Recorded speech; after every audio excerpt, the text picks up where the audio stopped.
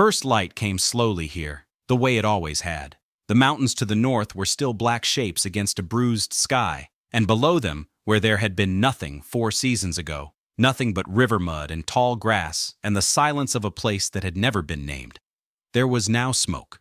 Thin white threads rose from cookfires, carrying the smell of miso and cedar, and somewhere a hammer began its morning work. The settlement had no proper name yet. People called it what it was, Kaito no Machi, Kaito's town. He hated that, and he had said so, but nobody had stopped saying it. There is a particular kind of mourning that belongs only to things that almost did not survive. This was one of them, the kind that feels borrowed, the kind a person is afraid to look at too directly in case it disappears. Kaito stood alone at the edge of the river, his light gray yukata worn soft from use, the hem damp, his bare feet sunk into the cold mud. He watched the water the way someone watches a thing they still don't entirely believe in. Behind him, across the flat ground, rose the outline of the settlement. A ryokan frame half-raised, its new timber pale as bone, a covered well, and a storage house with a thatched roof the old man Ojii-san had spent 3 weeks complaining about and another week perfecting. "Otu-san," Kaito said quietly to no one at all. "Look what happened." He said nothing more. His hand opened at his side, then closed again. The river kept moving. In the blacksmith's workshop, Sora was already at work. The forge glowed orange in the early dark, and his young face was all shadow and firelight, concentration drawn tight across his brow. He was 16 now and growing into himself, taller than the month before, the calluses on his palms real and earned. He was finishing a door hinge, the most ordinary thing in the world, and he held it up to the light, turning it, checking, setting it down, picking it up again. He had come here with nothing to his name and a broken apprenticeship. He had stayed because someone asked him to, and he stayed now because the work was real, and because he had learned, slowly and with considerable stubbornness, that real work was reason enough. "Not quite," he murmured to himself. "Not quite." And he put the hinge back into the fire. In his spare and careful room, the kind of room kept by someone who had carried too many things and learned, late, to travel light, Ojii-san sat at his low table with his tea. A single scroll hung on the wall. A chipped cup he refused to replace rested near his hand. He was reading a letter, and his face gave nothing away, but the hand wrapped around the cup was very still. Some knowledge is a stone dropped into still water, and a man cannot unring that bell. He can only watch the ripples and decide what to do before they reach the shore.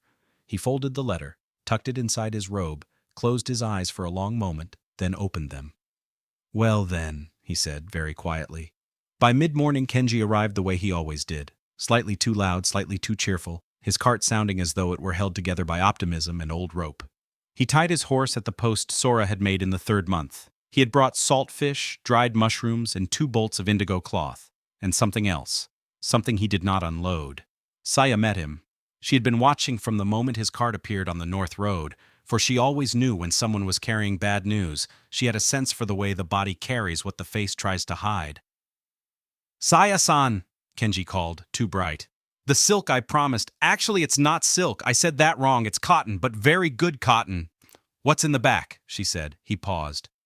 "Documents, sealed, imperial markers, 2 of them. They were carried by a courier who had an accident on the road. Nothing fatal. I'm not that kind of merchant. I paid him fairly for the trouble." "What kind of accident?" "The kind where someone hands a courier a lot of money and takes a sealed letter off his hands, and the courier is very glad to forget the whole thing. That kind of accident." Saya did not smile. Her eyes went to the cart, then past it, north toward the mountains, then back to his face. "Who sent them?" The brightness drained from him entirely. "The Imperial Office of Resettlement and Exile Administration, addressed to the Borderlands settlement. Attention, the pretender calling himself founder." A bird called once from the tree line. The cart horse shifted its weight. "How long do we have?" she asked, very flat. "The courier was 3 days ahead of the next rider, so 3 days, maybe 4. Saya stood very still, her hand drifting to the short blade at her hip, not drawing it, only touching the hilt the way a person holds something familiar when the world tilts. By midday, the main hall was full, more people than it had been built to hold. Benches dragged from 2 buildings, the autumn light slanting through the open screens. Mama-san sat at the head of the room, both hands on her knees, her face like old carved wood. Ojii-san sat beside her. Sora stood in the back, too restless to sit. Kaito stood at the front, the 2 letters in his hands, the paper creasing under the pressure of his grip. "They're calling the settlement illegal," he said. Unauthorized use of borderland territory, and they're saying I used a forged document to claim the land grant. The room did not erupt. It went very quiet, the dangerous kind. Forged by whom? Mama-san said, measured. He paused a long while. The letter says, by me. A slow exhale moved through the room like wind through grass. You have the original, she said. I have what I was given. The seal is my father's. Whether the order beneath it was his. He stopped, set the letters on the table, and stepped back from them as though they were something alive. I don't know. I've never known. I came here because I was told to come here. I built something because there was nothing else to build. Saya watched him from across the room, her face doing something complicated. Not pity, not hardness, but something living in between. Her jaw tightened, and she looked away.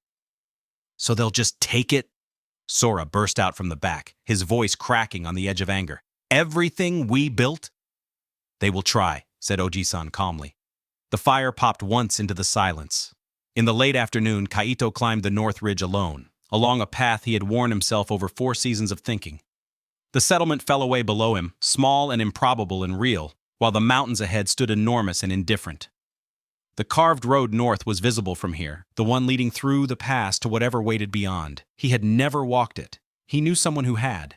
There was, he thought, a version of this story where the young man went north and begged the demon kingdom for help, and another where he went south and threw himself on a mercy that probably wasn't there. And there was a third version, the quiet one, where he stopped running, stopped building, stopped becoming, and simply let it end. He had thought of that version once early on when the mud was thick and the cold was real and nobody had yet come. He had thought, maybe this was always going to be nothing. He sat down on a rock as the wind pulled at his robe. If I go south, he said aloud to himself, face them directly. The settlement stays. The people stay. The land was never really mine to begin with. He was quiet a while. But if I go south, I don't come back. Not from that. He put his face in his hands, not weeping, only holding the weight of it. This was what it cost. This was the part no one told you when they spoke of building something, that someday you might have to walk away from it to save it. He heard footsteps and did not look up. Saya sat down beside him without asking. You were going to decide this alone? Yeah, he said from behind his hands. Stupid. He lowered them. I know. They sat together on the ridge, the smoke still rising below, the ryokan frame pale in the low light, the northern mountains ahead. I had a home once, she said. I didn't get to decide anything when it ended. No choice, just aftermath. She looked at him directly then, letting out the thing she almost never showed, the grief beneath the strength. You get to decide. That's different. Don't waste it. He gave her a long look, the kind that means something. Will you be here? He asked quietly. When I come back. She looked away toward the settlement, toward the smoke. Someone has to keep Sora from setting the forge on fire. It was not an answer, and both of them knew that it was. At dusk, he packed light, as he had always meant to. One bag, the original land document wrapped in oilcloth. His father's name written on a folded piece of paper he tucked into his inner robe close to his chest, not for luck, only to remember. The whole settlement had come to see him off, though he hadn't asked and wished they hadn't, because it was very hard to look at them all at once. Mama-san solid and still, Kenji for once not talking, Sora holding himself straight, trying not to look young. Ojii-san came last, pressing into Kaito's hands the letter he had read that morning. Kaito looked at it, then up. Your father is no longer on imperial duty, the old man said quietly. He returned 2 weeks ago. This was the courier's second letter, the one Kenji didn't mention because he didn't know what it meant. Kaito read it. He read it again. His face moved through several things, all of them real. He's looking for me, he breathed. He is looking for you. A long silence followed, one with weight and shape. The fire in the nearest house popped, and somewhere inside a child laughed, not knowing. The exile had never been his father's order. Kaito had known that somewhere, in the part of him that never stopped waiting. But knowing a thing and being told a thing are never the same. His hand closed tight around the letter. He looked north, to the mountains, then south, toward the imperial roads and whatever was coming. Then I know where I'm going, he said slowly, something decided in him at last. Saya said nothing, but she took one step forward and stood beside him, and that was its own kind of language.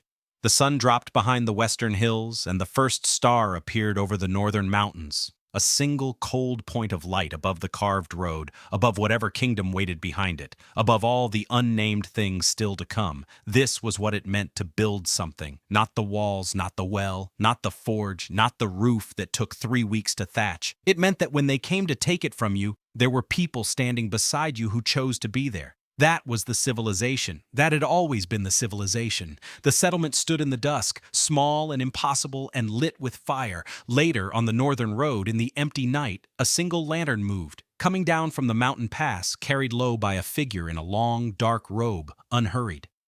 The figure stopped at the settlement's outermost marker, a carved stone Sora had made in the second month, rough-edged and earnest. For a long moment, the figure looked at it. Then it continued walking into the settlement toward the light.